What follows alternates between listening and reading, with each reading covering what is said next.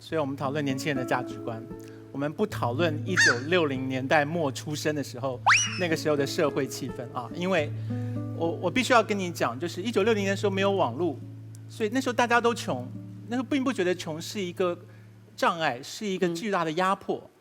可是现在的小朋友活在一个叫王思聪为我的老公的时代，王思聪是如何成为全民老公的？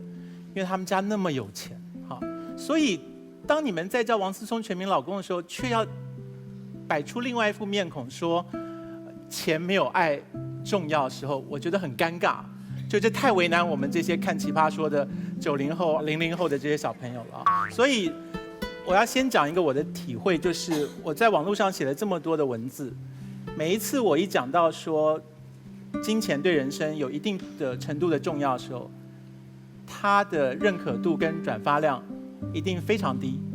可是我一讲到跟浪漫、跟爱、跟理想有关的文章的时候，转发就非常高。人对于金钱，尤其在我们这个时代跟环境里面，我们感受到了金钱巨大的压迫力，可是我们不想讲这件事。我们假装我们不被金钱所操控，可是其实我们被金钱所操控。所有的父母亲他们在存什么东西？他们在存叫做教育基金。干嘛存教育基金？因为让小孩受教育，他们要存一笔钱。你有听过父母亲存爱的吗？父母亲不用存爱，因为爱本来就在那里。所以刚才这一对一直在讲爱超越金钱之上，这是不用讨论的事情。爸爸妈妈对孩子本来就有爱，没有爸爸妈妈为了养孩子先存好一银行的爱去准备养孩子的。存教育基金就是为了这个基金是为了养孩子要用的。如果还有一个诚实的节目，那就是我对于奇葩说的期待。奇葩说是一个诚实的节目，如果连奇葩说都堕落到说我们爱钱，我们却假装我们不爱钱，那我们就在世界上找不到别的节目能够说实话了。马薇薇，我跟你讲，你把事情扯到优生学去。我如果是爸爸，我今天在胎儿时期知道我的孩子有水脑症，有不能行动的瘫痪症，你问我要不要让他生下来，我站在不要优生学立场，我必须要支持说我们应该让他生出来。可是天知道天下父母心，没有一个爸爸妈妈会忍心让孩子到世界上来受这样子的苦。你说莫扎特、梵高，那都是人类文明史上的天才。我作为一个人类，我非常高兴历史上有过梵高，有过莫扎特。可是如果我是爸爸，我真的不忍心我的孩子是梵高跟莫扎特。我不要我的孩子那么小4岁就到宫廷里面去弹钢琴，然后被那些国王吓到发抖。这个不是一个爸爸妈妈想要的态度。所以爱是不用谈的，爱在那边。我们谈的是金钱，我们爸爸妈妈能够唯一做的准备是金钱的准备，这就是我方今天的立场。其实我们辩论了半天，关键是你这个标准在什么地方？拿我个人来讲，当我收养我孩子的时候，我没有钱，我也没准备。当这个生命敲门的时候，我不能拒绝生命，我就开始了。然后我能走到今天为止，完全这个3个生命给我的一切的动力。我应该给我孩子送什么样学校，什么样学校，他穿什么衣服，吃什么，穿什么，是你们大人的一个标准。孩子的快乐，我觉得还是你对他有多大的关注。那个潇潇说，那个一个少女以前可以花很多钱买裙，现在买了个锅，但你知道吗？那个幸福感，她认可不买10条裙，她买锅的时候那个幸福感啊，是完全是不一样。她那个幸福感是由于孩子给带来的。陈明，你的幸福感，女儿给你和你太太带来的幸福，远远超过你对抱怨几个小时喂奶，你心甘情愿的。心甘情愿的，人丁兴旺啊！看那个幸福感呐、大家觉得都值了。我们现在没钱，我们全家人都是值的。说这个幸福感，我觉得这是拿钱任何衡量不了的。我赞同奇葩说应该说实话，给很多年轻人说的，你有钱你再生孩子，你有个很好的保障以后。但是世间事情变幻莫测，你今天可能有钱，现在有生孩子了，可能这个孩子生完了以后过来你破产，什么都没有了，那个时候怎么办呢？你面临一个新的话题。所以说生孩子随缘吧。而且我还回到我那个观点上讲，当你有孩子的时候，赶紧要用你的能力去爱他，给他一个生活环境。等你有了钱想要孩子，老天爷不给你的时候，哭着喊又那个管儿又这个管儿，这个也是事实，还真是。对，多少有钱人现在哭着喊要想又借腹生子的多少啊！你能生的时候你干嘛？你只有一个生育功能时候你不生。啊，那是光挣钱了。哇，等你都有了钱了，功能全衰退了，完接着别人的肚子生孩子，有毛病啊你！女神来了。你为什么穿一个泳装就来了？你不要装无辜，是你交代的啊。张师傅，你强吻黄健翔是吗？你问他我亲到他没？全都是借位。你怎么不跟马东借？没有人借位的时候，真的女演员都是这样的，就这样的。对，我是亲到我的手，然后这样的。马东期望的不是这个。咱们换个话题吧，赶紧录吧，别闹了，再闹就出事儿了，真的是。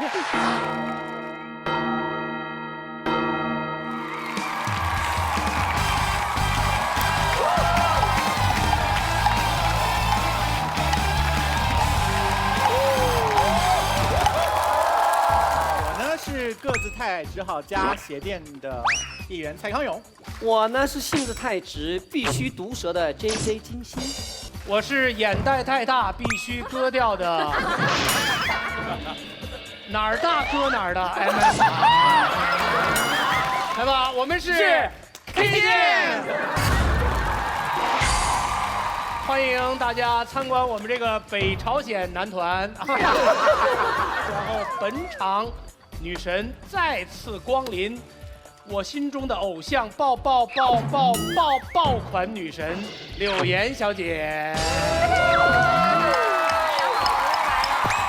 柳岩为什么能成为一个女神？第2次来到《奇葩说》现场，为什么呢？为什么呢？为什么呢？要问这个直男。为什么呢？我喜欢。什么情况？还有个问题，为什么上次柳岩来的时候？坐在你的左手边，这次来了却坐在你的右手边。这个我要回答。去年柳岩第1次来的时候，坐在马东的左边，对，他就左边僵硬了1年，大家好，大家好。这个柳岩今天坐在我身边，我不知道为什么突然让我有一种很充实，不是，很饱满，很丰富，很。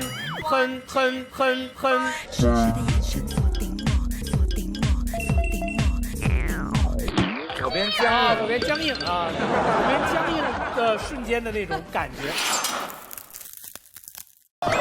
就今年给他换到右边，让他右边也硬起来。对，这样就可以用了。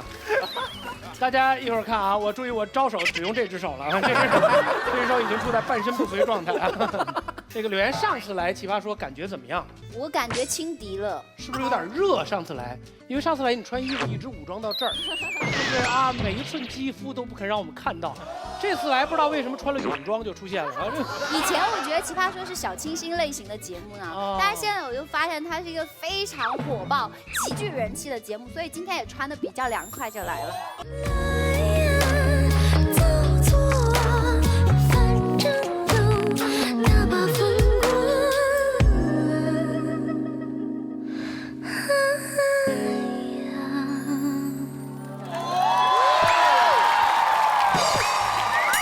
完了！马东的眼神从现在开始45度就往下，往下看哪儿？要不要把你椅子搬到他后面去？就这个节目现在太火，有很多赞助商进来，实在没有地方插广告了。他们把开场话题给卖掉了，你知道吗？对，今天我们的开场话题是从几张照片开始的，来看看第1张。哇，帅，好嫩哦！左边的很像罗志祥哎，那个眼睛多有内容啊！你看那眼睛，对，像陈思诚。你们真的左边这张罗志祥很像他，陈思诚也很像他，对，张国荣也有点像左边这张照片啊。把这个陈年旧照拿出来做什么？什么意思啊？这个就是先解释一下，这个照片是什么时候照的？左边呢是我在念大学的时候照的，然后当时为了怕别人不知道我会写东西，在口袋插了3支原子笔。然后右边呢是我去美国学拍电影的时候照的，怕别人不知道我会拍电影，所以把摄影机扛在肩膀上。其实迈出去那个话题是这样的，就是如果回到20岁啊，就这个时候吧，你会干什么？还是干这件事啊，就是还是一边你看我20岁的时候，米你不觉得我过得挺开心的吗？就还是要一样对自己充满信心啊，会写就要标榜出来，会拍也要标榜出来才行啊。而且呢，我现在对谈我自己的照片没有那么迫切，因为我很迫切要看到你们其他人20岁的时候长什么样。好，我们看看下一张照片啊。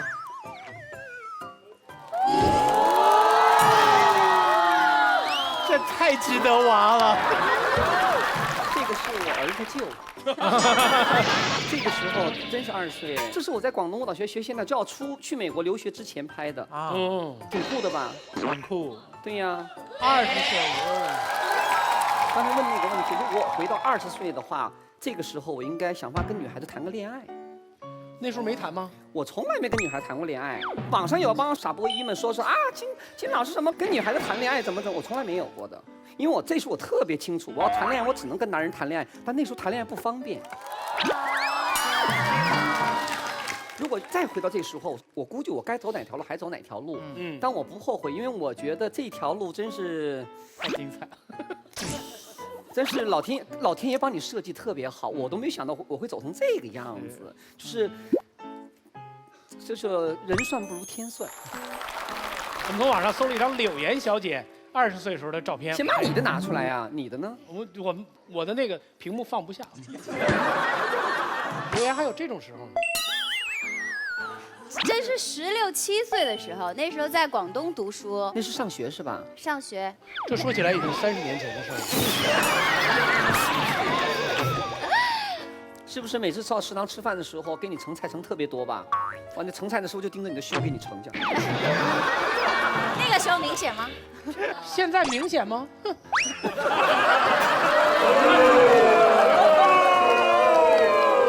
我觉得你们真是没见过什么。你见过？好，到那儿就到这儿吧。来吧，咱们这个环节就可以到这儿。下一张还有一个照。哎，什么？我真的，这不是20岁吧？这是你昨天拍的吧？变化不大哎。我真的欲哭无泪。我跟你说，马东这张照片看着感觉你身体里揣了一个熨斗的感觉，一个褶儿都没有，光溜溜的哈。我觉得像哆啦 A 梦的感觉。我那个时候比现在重30斤啊，那个时候比我巅峰的时候轻20斤啊。所以你巅峰的时候比现在重50斤的意思。对，你干嘛不这样讲呢？你要我加，我考一考算术。所以其实如果我要回到20岁的话，我会饿着自己。我真的，我那时候对吃简直是痴迷。在那之后，我才发现世界上其实还有更好的东西可以去痴迷，不必集中在吃这件事。我觉得你应该指这个，对，这个出钱。不是，我就说我要是20岁，我就每天1盒古力多燕麦牛奶，扛饿扛到今天。马薇20岁的时候呢？我希望我到20岁的时候呢，去。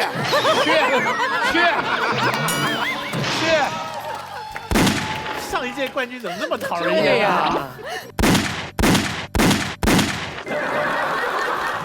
说到了我们感谢我们赞助商的时候了，非常感谢有钱有势、有型有款、有胸有腿不如有范儿的时尚 APP 有范儿冠名赞助《奇葩说》。当然，我们要再次感谢这个国际扛饿大品牌古力多燕麦牛奶赞助我们。今天开始其实已经度过了淘汰赛了，所以场上16位选手分批上来进行 PK， 所以大家好自为之。来，我们看一看今天第一个辩题是什么。没钱要不要生孩子？在中国养个孩子到底要花多少银子？据不科学统计，在北京生个娃，普普通通的养到18岁，成本276万，这还不包括进口奶粉、高级尿不湿、亲子班、择校费、零食旅行、吃药看病。一对月薪不到2万的小夫妻，不吃不喝存上15年才够养个孩子。如果说70后生的孩子是计划生育限量版，那80后的孩子就成了计划经济奢侈品。厚厚的账单让现在的年轻人谈孩色变，青春还没开始就已经被房贷、车贷和熊孩子给透支没了。不少人不约而同的选择没钱不生，也有人认为土豪的童年也未必是快乐的童年。进口奶粉未必能吃出个本土天才，压力不是借口。50、60、70后哪一代不是从压力中走过来的？没钱就不能生，不过是一群逃避责任的人打着哭穷的旗号，让不生孩子瞬间高尚起来。与其说你压力大，还不如说你根本就是个怂包。那么没钱到底要不要生孩子呢？没钱要不要生孩子？必须生啊！那还用说吗？你生孩子的时候有钱吗？他有很多这方面的心得，我觉得这是他的优势，同样也是他的劣势。对啊，这次的赛制特别别致，特别逗，你知道吗？还加了一个奇袭的环节。就说了哈，别提了，这赛制可烦了。你说那个陈永开吧，虽然是辩手，但是我接触了一下，就八竿子打不出个屁来。谁说我们？好几个人都说你们。我们真的闷。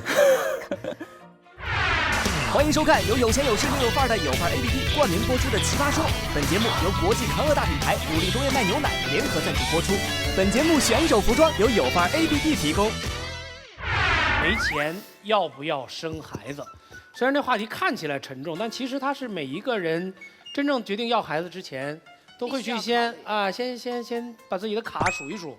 然后把自己的家庭规划、把自己的投资收益，所有东西都要算一遍，所以每个人都会遇到这个问题。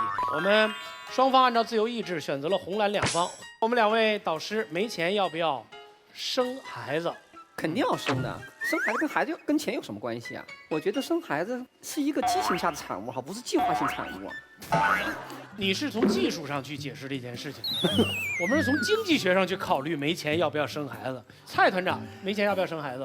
啊，我当然是在金星的对面了，所以就没钱就不要生了。最后要问一问我身边的女神，我立场就是要生。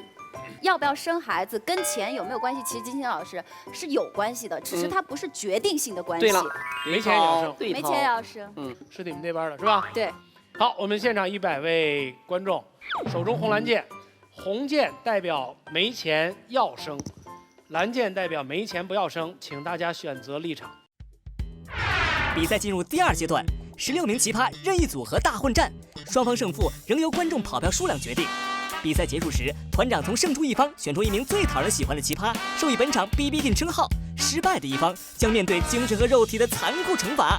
累计获得 BB King 次数最多的奇葩进入决赛。3、2、1。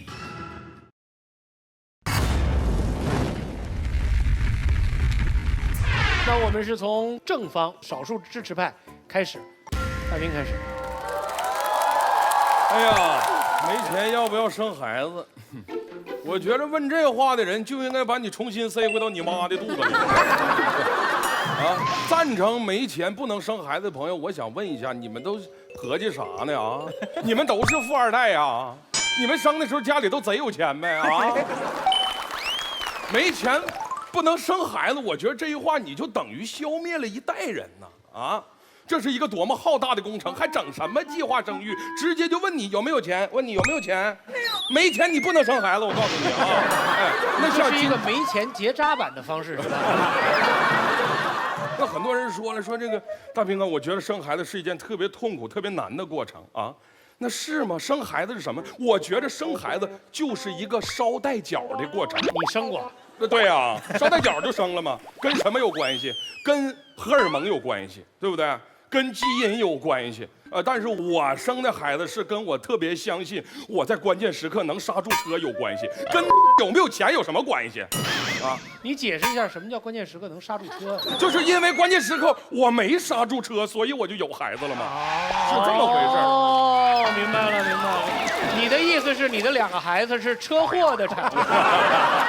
我还没说完，别着急。我身边没有一个人说等我有1000万了，我再生孩子。去那等你有1000万的时候，你媳妇都来3遍更年期了，你都快挂墙上了，你跟谁生孩子去？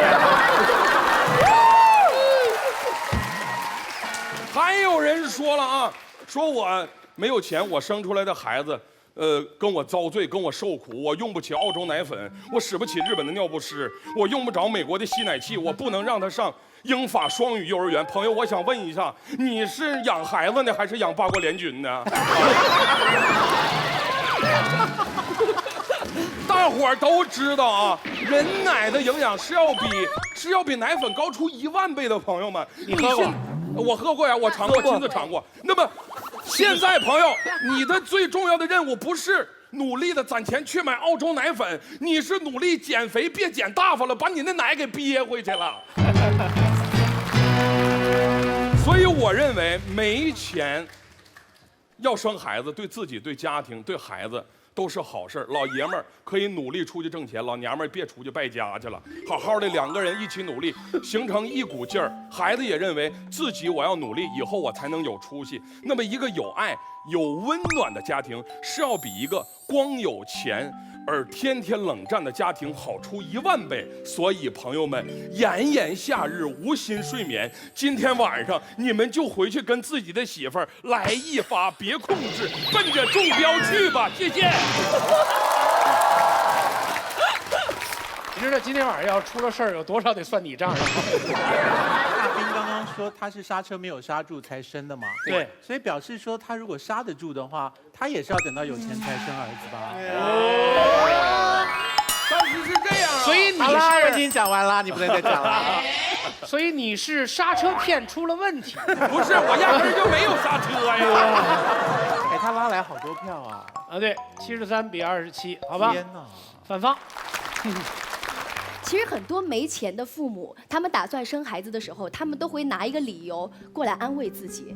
他们会觉得说，是啊，有钱的父母可以给孩子非常丰富的物质生活。我没钱，我给不了他物质，但是没关系，我可以给他浓浓的爱呀，我可以给他满满的幸福感。不好意思，这只是你们的幻想，拜托从你们的幻想中走出来。我今天就告诉你们，你没钱，你给不了你孩子钱，你也给不了他爱。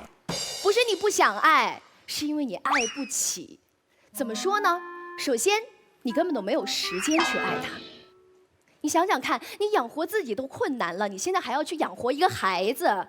你唯一能做的就是在外面更加拼命努力的去赚钱去工作，你日夜奔波，你天天加班，你没有周末，你根本都没有时间去陪伴你的孩子呀，所以你没有时间去爱你的孩子。有钱人他们也没有时间，但是他们却有资本让自己停下来，因为他们停下来他们又饿不死，反正他们有钱呢。但是没钱的人就像上了发条一样，他一刻都不敢停，他只要停下来，他孩子下一个月的奶粉钱就见不到了，是不是陈明老师？是。所以说你根本没有时间去爱，除了没有时间之外，你还没有心情去爱。你们可以想一想，你在外面已经忙成狗了，你大汗淋漓，在外面四处奔波，很晚的时候回家，你只想好好的在家睡一觉休息一下的时候，你发现你孩子把家里弄得一塌糊涂的时候，你真的是气不打一处来，你根本没有那个心情去宽容他，去给他爱的教育，你只会觉得说，老娘在外面那么辛苦的赚钱养活你，你就拿这个来迎接我吗？你能不能早点懂事？你能不能不要让爸爸妈妈操心？你知不知道穷人的孩子早当家呀？所以你根本没有心情去爱他，所以这样家里的气氛就很诡异，你知道吗？而孩子是最敏感的，他能体会到自己家庭的氛围是那么的尴尬，那么的有压力。如是，他跟郭敬明是同学吗？为什么他跟郭敬明是同学？你是生活在《小时代》里头吗？哪跟哪儿啊？这可能刚好说明了郭敬明受到这么多人欢迎的原因，就是他们分享一个时代的价值啊。不是他那种好像是有钱就给爱，没钱就不能爱。那咱们中国这些农民大波大白们都怎么？只是给爱的方式、给爱的时间和精力比较的累嘛。所以小朋友可能觉得收到的爱的品质不是他期待的那个品质，就。哦，他们生活在电影画面里头，所以说我说生活在《小时代》里面嘛。如如选择了一个特别艰难的一个开始，因为他直接就把爱这个事儿，对，反正迟早得对付这件事情，就对付吧。好了，没关系，勇敢一点。因为很多没钱的父母经常对孩子说2句话，你们可能会觉得听了非常的耳熟，就是虽然爸爸没钱，但是宝贝儿你不用担心，我们砸锅卖铁都会把你培养成才。或者有父母也会说，你爸这辈子是没希望了，但是我们的希望都寄托在你的身上了。我就想说，活该你一辈子没钱，你把什么希望都寄托在别人的身上，连你的亲生骨肉你都不放过，你还是人吗？你在生孩子的时候一定要有一些自知之明，人又不是动物，你发情了就交配，交配了就生产，这是典型的不负责任。谢谢。人不是动物，你听到没有啊？我正在努力从动物变成人。听了如如这番话，我进化就会快一点。没有，如这番好多漏洞哎。养一个孩子跟你有多富足东西没什么太大关系。现在咱们中国人知道尿不湿了，对吧？以前不就是养孩不就是扯块布旧衣服，换成尿介对吧？天天洗尿介子呗，那一样把孩子养大了呀。而你的言行恰恰给孩子做出很好的榜样。哎呀，我父母这么辛苦的工作是为了我们，你都不用告诉他。这种言传身教，永比说的我有钱，我陪你玩这个，咱去玩登山，玩草地，那是电影画面。好，第二位是谁？永开，你请。他们告诉我们一个故事，就是如果你有钱的话呢，那你就对孩子比较负责；你没钱的话呢，你就没有心情去爱了孩子。这个时候我就有一个疑问了：你说生孩子的时候有钱，那万一生孩子过了不久以后没钱怎么办？像我爸生我的时候，其实我家还算是一个小康之家，然后生了不久之后，我爸生意失败了。按照你这个逻辑，我爸这个时候没有时间去爱我，也没有心情去爱我，他是应该把我塞回去我妈妈肚子里。而且我家有3兄弟，塞3个。你又是从技术角度去考虑这个问题的，你知道吗？因为照算命的说法，你就是克父母啊。好啦，就按照这个观点走下去，其实是很可怕，特别是金融风暴来临的时候，每个有钱人都赶着回家干嘛？塞孩子。结果人生就是怎么样，生了又塞，生了又塞，你烦不烦啊？你爸不累，你妈都累吧？那个叫召回，你知道吧？所有轮胎质量不过关都召回。所以我想说的东西很简单。人生本来就是有时有钱，有时没钱，这种东西不由得你控制。如果你要算到自己可以确保自己永一辈子有钱，你还生孩子的话，坦白说，大家都过去做结扎手术吧，比较快。所以第二点，其实坦白说，我很欣赏他想要尽可能给多一点时间去爱孩子，你这种心情我可以理解。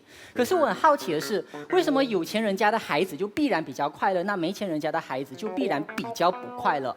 像我自己，我家有钱的时候，我有玩 PS3的快乐；那没有钱的时候，我去隔壁小孩的家可以玩 PS4啊。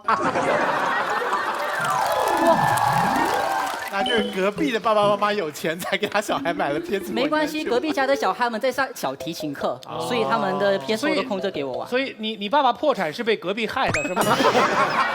有可能。对。然后而且就是有钱的时候，可能家里请家教，那家教也挺帅的，我也很快乐。可如果没钱的话，不用上补习班，他讲什么？更快乐呀？家教什么意思啊？什么意思？家教挺……他说他家教很帅，所以他很快乐，是吗？这跟爸妈有什么关系啊？反正都快乐。不，有的时候家教很好看，是你爸爸快乐。你继续，我们绝不再打断你了。哎，所以孩子本来就是一个懂得自己找乐子的一种奇妙生物，在富的时候他有办法快乐，在穷的时候他也总有办法找出快乐。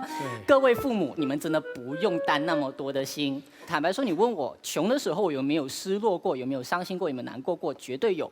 可是我的伤心跟难过从来都不是源自于我家里没钱，而是我父母因为家里没钱，觉得亏欠了我。我妈有一次她加班，因为担心我们3兄弟不够钱花，也是加班到累瘫了。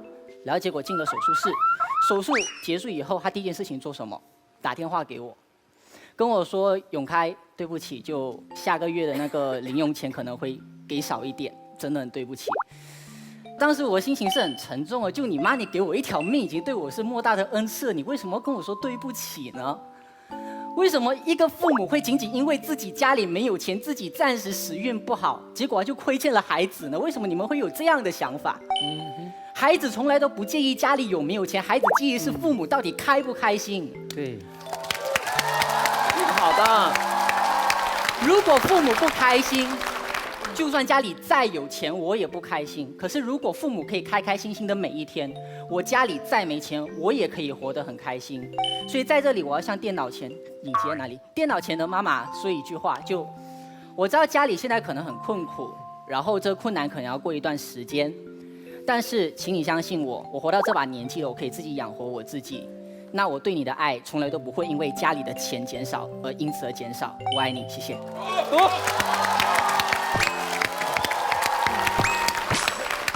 哦，奇袭。新赛制，奇袭。奇袭为1v1单挑环节，当一方奇葩对另一方发言忍无可忍时，可选择发动奇袭。每场比赛每队各有1次机会发动奇袭。我在20多岁的时候，有一段时间我去了武汉市的一家孤儿院，我想去收养一个孤儿。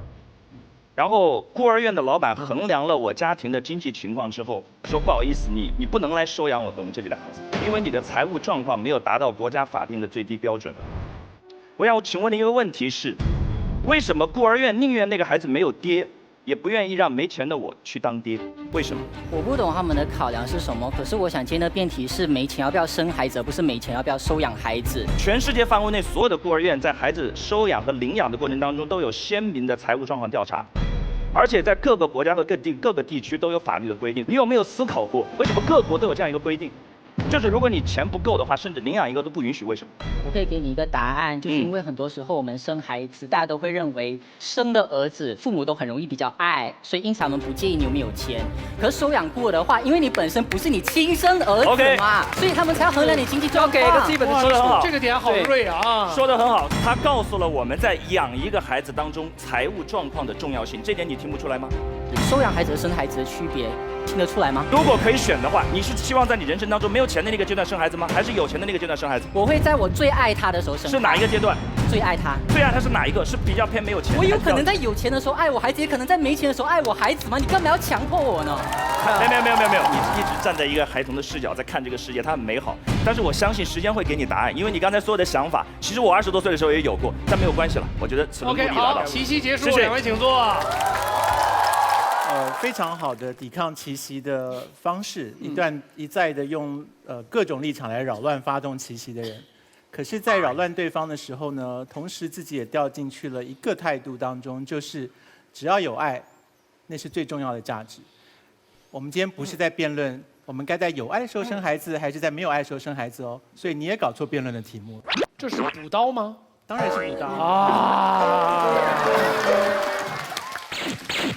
但是对方刚那个错误观念不对的，为什么？因为你是亲生父母，哪怕你没有钱，你会用你的方法，哪怕从你嘴里抠出来，从身上扒起来，你让你的孩子过得很好。但是你收养的话，你告诉我你有什么能力来养这个孩子？因为这个孩子已经受到了伤害，他出生的时候已经没有了爱了，你标准是不一样的。不，金姐，其实是这样，你刚才说的很对。其实没有钱的情况之下，抠出来、扒出来，也可以把孩子养大，对了，也可以让他过得很好。对，但是这份爱从一开始就太沉重，这个孩子从出生开始就背负了很多他原本可以避开的包袱。这个话题好像貌似是从家长角度出发的，但其实更多的是针对那些准备要结婚生孩子的人的一个提前的考量。所以他其实不是面临着说你有孩子的时候你要还是不要，而是说我的人生规划里面，在我事业没有成功或者没有那么多钱的时候，我要不要生孩子？好，我们继续啊，小肖是吗？好。刚才大家说了很多孩子的感受，其实我们今天辩题是没有钱，我们要不要生孩子？就是说我们愿不愿意去当这样的父母？说实话，我不想当这样的父母。你们知道为什么吗？因为我希望选择权在我。如果我有钱的话，他到底是我给他买 PS2，还是他到隔壁家去玩 PS2？选择权在我，你懂吗？他到底生下来，他的人生是困难模式还是简单模式？那是由我来决定的，选择权在我。说实话，我不希望我的儿子有一天在电视上告诉我说，有一天我的爸爸含着眼泪告诉我，儿子，你下个月生活费没有了，那样是对我的一种折磨。原谅我的自私，永开，我觉得你很懂事，但请你原谅我的自私。如果我没有钱，我不想要孩子。刚才几位老师都说不要把爱扯进来，但说实话，你如果没有钱，支撑你陪伴一个孩子、养育一个孩子是什么？只有爱。刚才我们的汝如说到，如果你没有钱的话，你没有时间去爱你的孩子。但是在这里，我要告诉大家，如果你没有钱，父母的爱很容易无力。你们懂吗？我们都说爱是很牛的一个东西，尤其是父爱母爱，它陪你度过千难万险。但这个世界上有谁会像我一样爱他？没有了，只有我，因为我是他的爸爸。如果他长大了，你确定吗？我确定。可以有的，可以有的，现在可以有的。OK， 发动奇袭啊！我只是说也可以是妈妈啊，这个。他一个人无性生殖啊！哎呀，慢说完啊，说完。如果我的孩子长大了跟我说，爸，我想学钢琴，那这个时候我可不可以去拜托钢琴老师？我说，老师对不起，我爱我的孩子，但是我没有钱，能不能拜托你像爱我一样爱这个孩子？你能不能不要收他的学费？如果他长大了想读名校，我没有钱，我去拜托校长，校长不好意思，我没有钱，但我爱我的孩子，你能不能像我一样也爱一下我的孩子，让他读一个书，可以吗？所以我告诉你们，如果我没钱，我生孩子，你们以为会有天使替我爱他呀？OK。我告诉大家，我一个最简单的观念，我不说什么高大上的东西。我不想生孩子，很简单，我不想因为一个孩子降低我的生活质量。虽然因为我没钱，本来就没什么质量。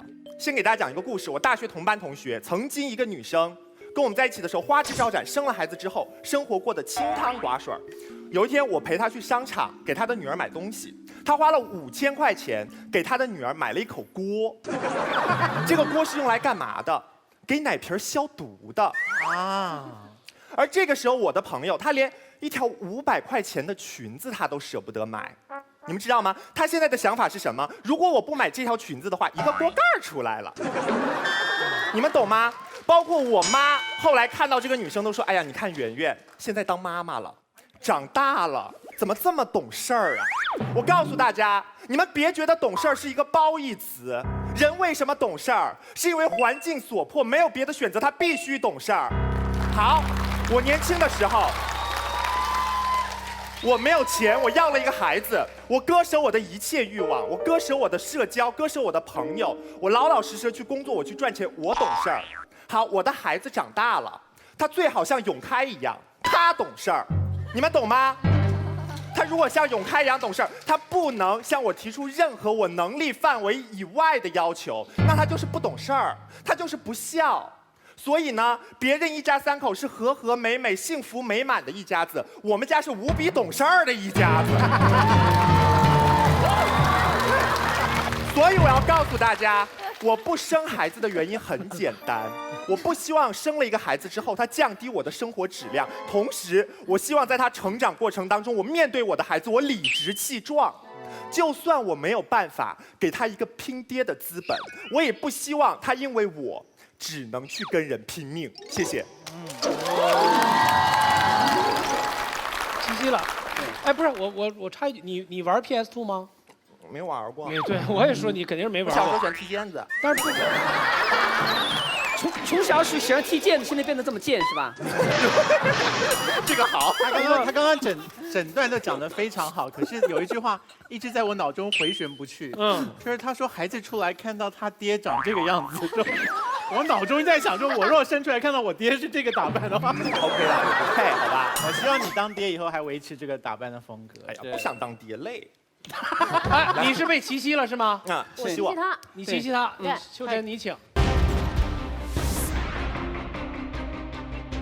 特别简单一个问题啊，你刚才说呢，你不想生孩子，就是不想降低你自己的生活质量，对吗？好，请问你要多有钱，生了孩子之后才能完全不降低自己的生活质量？很简单，就像如如说的，我不需要每天为生活所迫，我必须出门的时候，必须出门赚外快，所谓的灰色收入的时候，OK 了。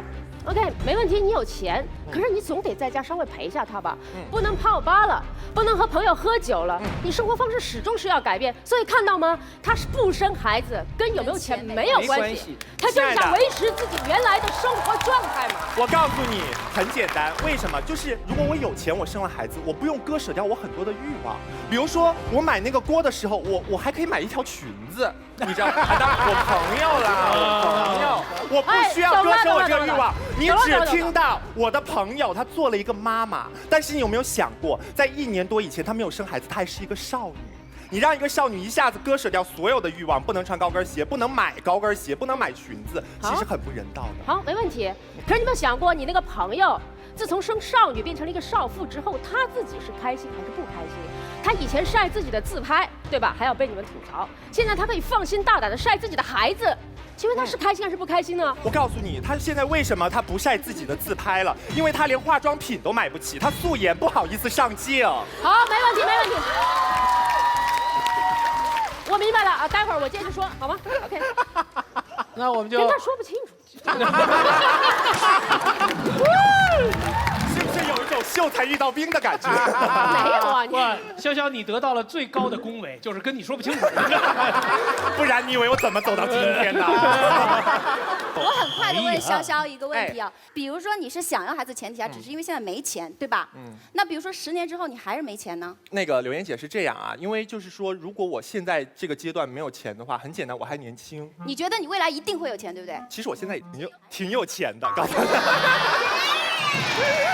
哎呀，所以说他有钱不要孩子啊！对他这个情况不一样好冤。我的意思是说，很多人觉得我现在没钱，但是大家年轻嘛，我坚信我10年之后，我5年之后一定有钱。可是说不定你5年、10年之后不但没钱，还比现在更穷。那你一辈子都不要孩子了，你那时候想要孩子都老了，都生不出了。我们今天这辩论题目长得很像什么题目？就是如果我们要考高考了，我们是不是等到我们书都念完了，我们再去考？理想的状态，正常的学生都会说，我希望我把书都准备好了，我功课都温习好了，我才去考高考。可是高考来了以后，我还没念完，我也得去考。所以你刚才说，万一日后也没钱，万一过了20年还是没钱，那怎么办？那就是念书没念好，功课没有准备好，可是高考的日子还是来了，他还是会去考的。所以我们今天讨论是理想的状态。可是他生不出了。真的，你等到10年、20年，长死了。真的。其实这请教一下，长死了我听不懂。就堵住了。堵住了呀。真的好多人生不出是堵住了。长死了呀。该出奶的出奶。我发现你们2个人真的特别爱谈技术问题。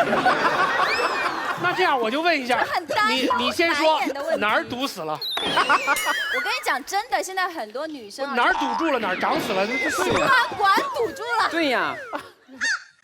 哦，我想多了，我想多了。我觉得自从有了奇袭这个设计之后，大家都疯了，就疯掉了啊！就这样。好，那我就承接着刚才往下说，潇潇呢有没有钱？跟他选择毫无关系，他无非就是想维持现在自己这样的生活状态。不信你问他，好，我现在就给你1000万，你生不生？要生。啊，他犹豫了，还不要了，他犹豫了吧？生不生跟钱没有关系。好了，刚才前面2位呢说的是，我要把爱和那个钱绑定在一起，为什么？很容易理解，因为你想给你孩子最好的东西嘛，对吧？这没有错。可是你要弘扬你这种大爱，首先你就得有一个孩子。那吊诡的地方就出来了，对方以爱之名去剥夺孩子的存在。你知道这什么意思吗？就是说我不能给你最好的，我就干脆连条命都不要给你。不对，不能替他做决定。那我就想顺着问了，如果是这样的话，你们现在过的日子也不是你想象中最好的吧？你为什么不去死一死呢？所以，真的，对，真的有没有钱啊？好多时候只是一个借口来的。潇潇说的一句话是对的，他不是怕亏待孩子，他是怕亏待了他自己。这是一种十分自私的想法，跟有没有钱没有关系，是他还没有长大。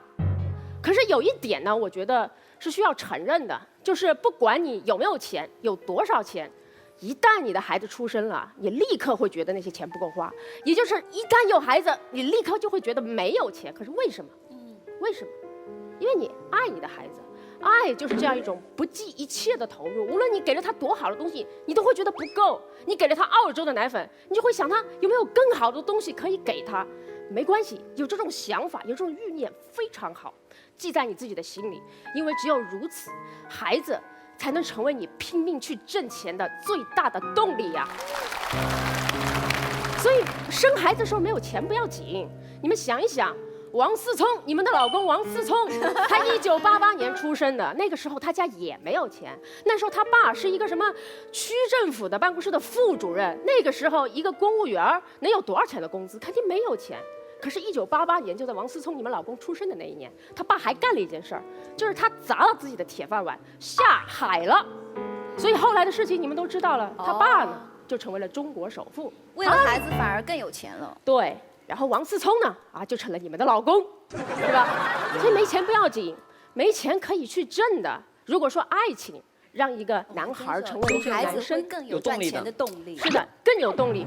那孩子就可以让一个男生变成一个男人，男生，对吧？为了耍酷去抽烟，可是男人可以为了省钱去戒烟。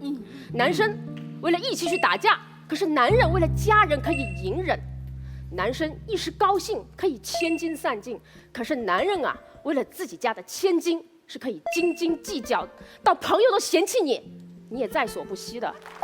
女生其实，所以说呢，这个有没有孩子跟有没有钱，其实真的没有多少的关系，你可以去挣的。而且与那些一开始就有钱的家庭相比较，你作为一个从零或者从比较低的地方开始奋斗的人，你能给你孩子的礼物还多了那么一份，那就是让你的孩子亲眼目睹着你为了他去付出、去拼搏，这是什么钱都买不到的。谢谢。说得好。我们又赶上了一场特别心里没主意的观众，这个红蓝键在这边刷刷刷，跟那个下雨天的雨刷器似的在这转。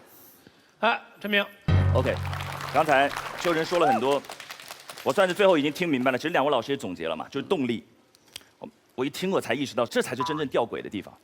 他们在说什么？他们说生孩子是挣钱的动力，什么意思呢？就是说有了孩子之后，我就会要努力去挣更多的钱，干什么？给孩子一个更好的成长的环境，对不对？是什么意思？他们也很希望孩子在一个有钱的环境下成长吗？是不是这个意思？对。所以他们是认同我们观点的，是希望有钱了生孩子会更好的，要不然那动力从哪里来？我来告诉你，真正这个问题出在哪里。对方刚才说的就是真的很唯美、很天马行空的原因，后面两位就是因为你们真的没有过一个孩子。我告诉你，挣钱这件事情需不需要动力是需要的，但是关键挣钱这件关键根本不在动力，在能力。今天在座100位观众，你们谁没有挣钱的动力？举手示威我一下。动力也很重要。挣钱这件事情，动力其实人人都有，但你知道能力这个东西关键在哪里吗？挣钱其实最关键的是时间和精力，他需要去锤炼自己挣钱的能力，然后去挣钱。我的观点其实非常简单，其实没有钱应该努力挣钱，而生孩子这件事情跟挣钱 totally 的是南辕北辙。我的女儿她是2014年6月7号出生的，我非常真实的给大家呈现一个刚刚生完孩子的父母的生活。孩子在刚开始生下来的半年到1年当中是要吃母乳的，2到3个小时孩子会饿一次。每天晚上，一个刚刚生了孩子的妈妈在半年到1年的时间里的喂奶频率是这样：9点半左右以后就要睡觉了，9点半要先喂一次，2个小时，11点半喂一次，1点半喂一次，3点半喂一次，5点半喂一次，7点半喂一次，上班。晚上孩子会饿了，他就会动，他就会哭，就会嚷嚷。每天晚上的睡眠就是动一次，喂一次，动一次，喂一次，动一次，喂一次，这就是生活，你知道吗？但这就是一个普通的生活，而且你知道喂一次奶差不多半个小时左右，喂完了还要花半个小时把他哄睡着，所以呢，每天晚上基本上就是2小时醒一次，醒一次1小时。想象一下，这个妈妈这头1年的是怎么睡觉的？但如果在座的各位男士觉得这就是妈妈的工作，辛苦的是妈妈，你就错大了。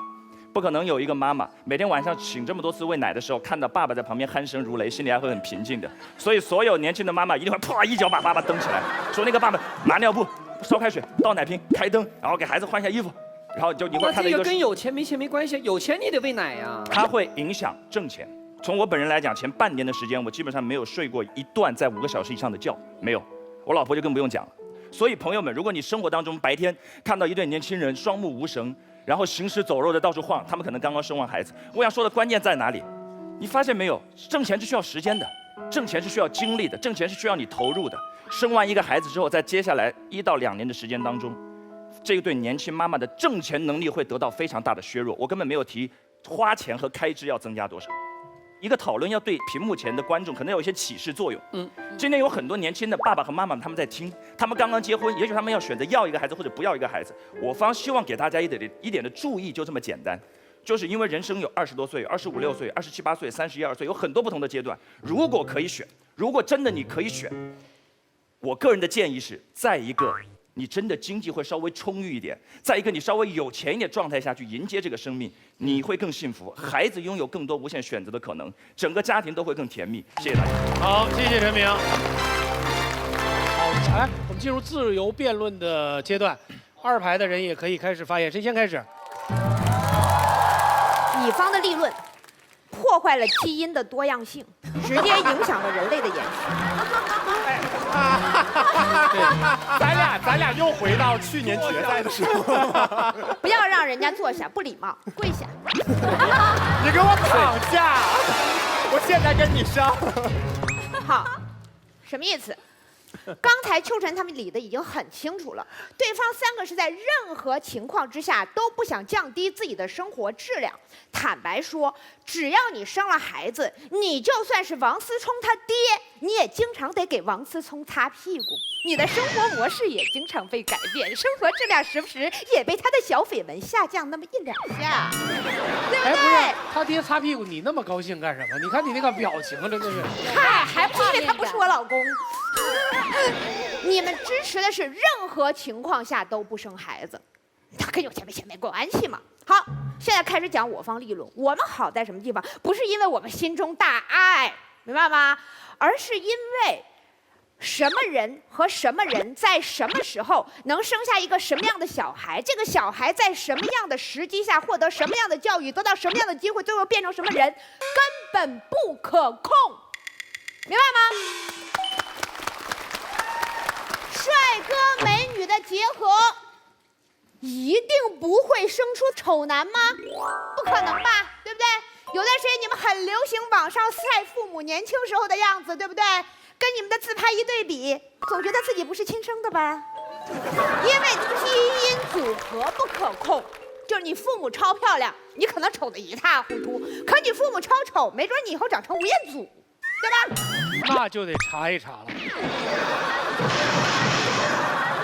好，你父母都是天才，这种优势基因组合在一起，不好意思，没准他们最平庸的部分重合了，对不对？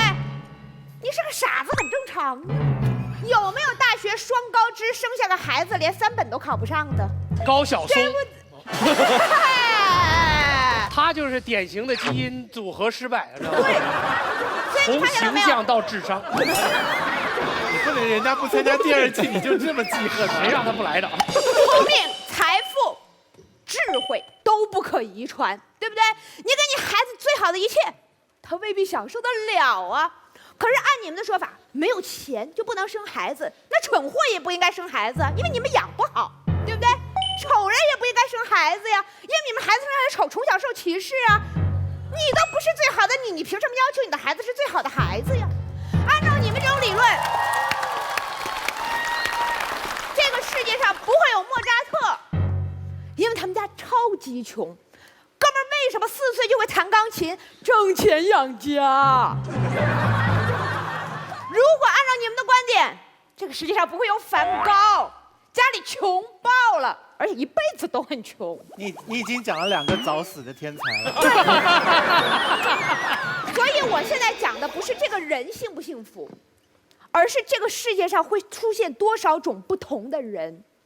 人类一旦开始搞优生学，人类就会变成什么？配种社会，明白吗？只允许最好最棒的人活着，只允许最幸福的人活着。生育权我们没有。到最后，只剩一点，在座的各位，你们检查一下自己各种的缺陷，发现我作为一个父母不配生，我作为一个人不配活，没了。陈明，对，好，我觉得必须要解释一下了。其实薇薇姐你刚才说的很有道理，但是今天跟我们今天谈的完完全是2码事情。薇薇姐刚才已经反复讲了，说基因什么东西都不可控啊，生孩子的基因我们没得选。是的，如果先天的东西我们父母什么都改变不了，我们要不要改变一下后天的环境？做爹妈的基因到底是什么？是上帝说了算的话，那他成长的那10几年的路是我给的，我能不能尽一点力呢？我有一个非常非常好的朋友，他从小家庭其实并不是很富有。我的这个朋友，他坚韧，他细腻，他善良。他的目标感非常强，我非常钦佩他身上这种闪光的品质，但他与此同时，他身上也有一些其他的特质，比如说他其实有的时候不知道为什么隐隐的会有些自卑，以及跟随着自卑所无法抹去的有一点点矜持而脆弱的自尊。很多时候我们朋友聊天聊到他家庭的时候，他会突然就是生气，然后我觉得我们只是开个玩笑嘛，他真的会翻脸的。这是一个普通人，我们身边有很多这样的普通人。后来我学了心理学才知道，薇薇姐，你刚才说什么东西，它后天会发展成什么样子都是未知的。No， 在心理学当中有一个非常知名的一个专业术语，叫做未完成的愿望之魔咒。童年的时候，未完成的那个愿望，对你未来人生的路的影响远远超出你们的估计。如果一个孩子在18岁之前，在他所有的童年生活当中，他最缺的是自由，父母管得非常严的话，他未来的一辈子，他人生努力的最高价值就是为自由而奋斗。如果他在为童年的过程当中，他最缺乏的是爱和归属感，他未来所有的价值排序当中，爱和归属感就在最前面。如果一个孩子童年当中最缺的是钱的话，他的人生之路会把物质财富的累积作为他所有价值排序中最重要的那个部分，这没有什么错。每个人都有自己努力的东西，有的人追逐自由，有的人去追逐自己的物质财富。但是我作为父母，我绝对不希望我的孩子在他18岁之后，把赚钱作为他人生最大的价值和意义的那个载体的唯一原因，是因为他在18岁的那18年当中，做爹的我，不能给他一个稍微充裕一点的童年。我不希望他在未来整个人生的目标就这样被18年前的我无力的从一开始就设定。我不希望看到开头的时候就想到结局。这就是为什么我没钱的时候不愿意生孩子的原因。谢谢大家。谢谢。在我们现场观众进行最后投票之前，我们要开始引入我们今天3位最重要的团长，来发表他们各自的意见了。这样，你们2位要不就先让柳岩先。我先说吧，先吧。是代表战队。对。在父母的心目当中，你最大的孝顺就是让我看到你成家，让我看到你立业，让我看到你有孩子，这一切代表你有一个幸福的家庭。中国人的价值观并不是你有钱是最幸福的，而是你有一个完美的家庭，那是最幸福的。据我对我自己父母这一辈人了解，可能这个时代又变化了，但是对我父母那个时代了解，我们是这么认为幸福的。你想不想要孩子，其实跟钱是没有绝对的关系的。我给大家演练一下这个情景吧，就比如说马东老师，咱们俩结婚了，然后我告诉你，我说，好的，我同意。马东，我没钱，我不想要孩子，但实际上结了婚以后怎么还能直接叫名字呢？东，我们现在没钱，咱们不能有孩子。但我表面上说这是个借口，我真实的理由为什么不孩子？我告诉你，第一，东，我想要2人世界更多一点，我不想要第3个人出现，这样会更好。我保证不找小三儿。这是理由1，理由2就是。东，我其实结婚前骗了你，我真的不喜欢小孩，我觉得我自己就是小孩，所以我不想生。还有一个更残酷的事实，东，我不是不想生孩子，我是不想跟你生孩子。对。所以，当男人们听到自己的配偶跟自己说，他讲了半天就是为了讲这一句。对。跟自己说。我没钱，我不想生小孩，这一定不是一个女人真实的想法。生儿育女其实本身是幸福的事儿。非常好。我除了最后那一句，其他都没记住。好，蔡团长，奇葩说是一个做给年轻人看的节目，所以我们讨论年轻人的价值观。我们不讨论1960年代末出生的时候，那个时候的社会气氛啊，因为我必须要跟你讲，就是1960年的时候没有网络。所以那时候大家都穷，那时候并不觉得穷是一个障碍，是一个巨大的压迫。可是现在的小朋友活在一个叫王思聪为我的老公的时代。王思聪是如何成为全民老公的？因为他们家那么有钱，哈。所以当你们在叫王思聪全民老公的时候，却要摆出另外一副面孔，说钱没有爱重要的时候，我觉得很尴尬。就这太为难我们这些看奇葩说的90后、00后的这些小朋友了啊！所以我要先讲一个我的体会，就是我在网络上写了这么多的文字，每一次我一讲到说金钱对人生有一定的程度的重要的时候，它的认可度跟转发量一定非常低。可是我一讲到跟浪漫、跟爱、跟理想有关的文章的时候，转发就非常高。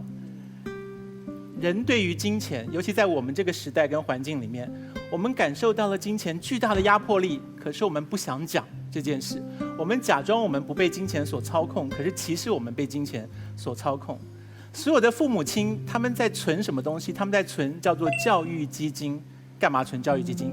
因为让小孩受教育，他们要存一笔钱。你有听过父母亲存爱的吗？父母亲不用存爱，因为爱本来就在那里。所以刚才这一对一直在讲爱超越金钱之上，这是不用讨论的事情。爸爸妈妈对孩子本来就有爱，没有爸爸妈妈为了养孩子先存好一银行的爱去准备养孩子的。存教育基金就是为了这个基金是为了养孩子要用的。如果还有一个诚实的节目，那就是我对于奇葩说的期待。奇葩说是一个诚实的节目，如果连奇葩说都堕落到说我们爱钱，我们却假装我们不爱钱，那我们就在世界上找不到别的节目能够说实话了。马薇薇，我跟你讲，你把事情扯到优生学去。我如果是爸爸，我今天在胎儿时期知道我的孩子有水脑症，有不能行动的瘫痪症，你问我要不要让他生下来，我站在不要优生学立场，我必须要支持说我们应该让他生出来。可是天知道天下父母心，没有一个爸爸妈妈会忍心让孩子到世界上来受这样子的苦。你说莫扎特、梵高，那都是人类文明史上的天才。我作为一个人类，我非常高兴历史上有过梵高，有过莫扎特。可是如果我是爸爸，我真的不忍心我的孩子是梵高跟莫扎特。我不要我的孩子那么小4岁就到宫廷里面去弹钢琴，然后被那些国王吓到发抖。这个不是一个爸爸妈妈想要的态度。所以爱是不用谈的，爱在那边。我们谈的是金钱，我们爸爸妈妈能够唯一做的准备是金钱的准备。这就是我方今天的立场。好了，来，我们留给金姐。我觉得其实我们辩论了半天，关键是你这个标准在什么地方。拿我个人来讲，当我收养我孩子的时候，我没有钱，我也没准备。当这个生命敲门的时候，我不能拒绝生命，我就开始了。然后我能走到今天为止，完全这个3个生命给我的一切的动力。我应该给我孩子送什么样学校，什么样学校，他穿什么衣服，吃什么，穿什么，是你们大人的一个标准。孩子的快乐，我觉得还是你对他有多大的关注。那个潇潇说，那个一个少女以前可以花很多钱买裙，现在买了个锅，但你知道吗？那个幸福感，她认可不买10条裙，她买锅的时候那个幸福感啊，是完全是不一样。她那个幸福感是由于孩子给带来的。陈明，你的幸福感，女儿给你和你太太带来的幸福，远远超过你对抱怨几个小时喂奶，你心甘情愿的。心甘情愿的，人丁兴旺啊，看那个幸福感呢，大家觉得都值了。我们现在没钱，我们全家人都是值的。说这个幸福感，我觉得这是拿钱任何衡量不了的。我赞同奇葩说应该说实话，给很多年轻人说的，你有钱你再生孩子，你有个很好的保障以后。但是世间事情变幻莫测，你今天可能有钱，现在有生孩子了，可能这个孩子生完了以后过来你破产，什么都没有了，那个时候怎么办呢？你面临一个新的话题。所以说生孩子随缘吧。而且我还回到我那个观点上讲，当你有孩子的时候，赶紧要，用你的能力去爱他，给他一个生活环境。等你有了钱想要孩子，老天爷不给你的时候，哭着喊又那个管又这个管。这个也是事实，还真是。对，多少有钱人现在哭着喊要想又借腹生子的多少啊！你能生的时候你干嘛？你只有一个生育功能，说你不生。啊，那是光挣钱了。哇，等你都有了钱了，功能全衰退了，完接着别人的肚子生孩子，有毛病啊你！奇葩说录到现在，金姐开始发力了。好，我们现场观众，请做出你们最后的选择。这个时候赶紧把我们的广告念一下。第一位是喝了才能愉快聊天的雅哈咖啡，谢谢雅哈。你发现我们在奇葩说这个现场，吵归吵，骂归骂，到最后其实都是一个愉快聊天的环境。是因为上场之前我们掐着脖子，一人灌一罐雅哈咖啡啊，喝完了才能愉快聊天。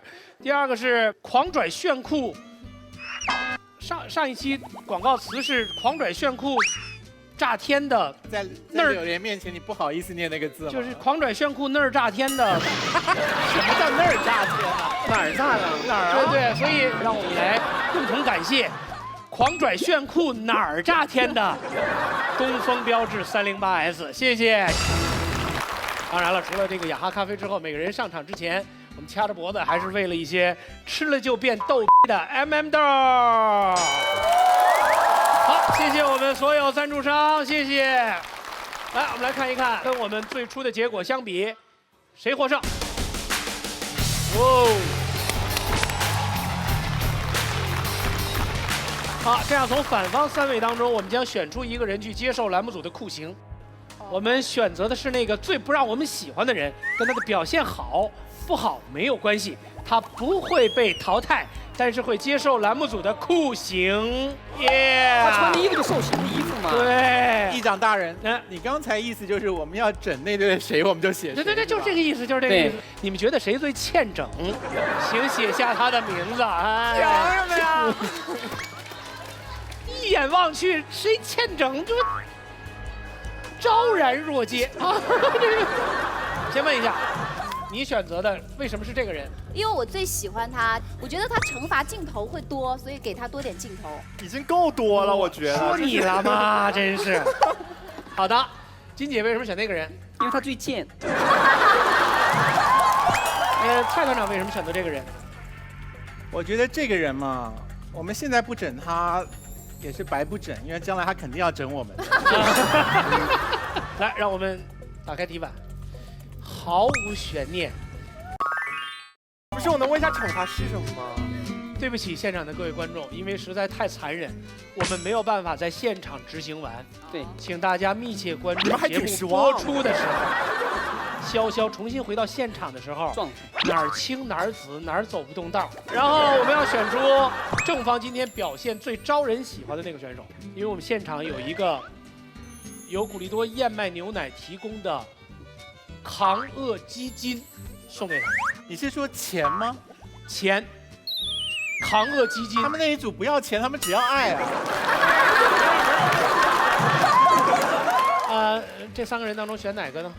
要写啊，要写啊。他们3个真的很好哎。就是我们这一个抗饿基金的数目惊人，如果你每天只喝就是一盒这个玩意儿的话，大概基本上这辈子就算拿下了啊。蔡团长为什么是他？他当初进入我们的决赛是我挑的，我那时候就期待他带来一些场子里头跟我们传统对于辩论者不一样的乐趣。那他今天第一次独挑大梁时，我挺紧张的，我怕他就撑不住，结果他撑住了，然后也带来了我所期待的乐趣，所以我想要让他抗饿一下吧。让他抗饿，柳岩为什么？因为我跟他一起拍过1个月的戏，我没有想到他这么会演，还这么能说，所以我一定要支持他。哦，这是私人馈赠是吧？好，你这一票不算啊。这个。那金姐，他有家有业的，他得养孩子，给点钱吧。哇，来，请3位亮出题板。微博关注爱奇艺奇葩说，参与话题互动，和全世界的深井病做朋友。微信添加爱奇艺奇葩说订阅号，每天推送纯干货，喂饱你。强烈建议到百度贴吧奇葩说官方吧写下长篇大论，洋洋洒洒任你喷。解放奇葩就在慢都慢不下来的爱奇艺视频。请3位亮出题板。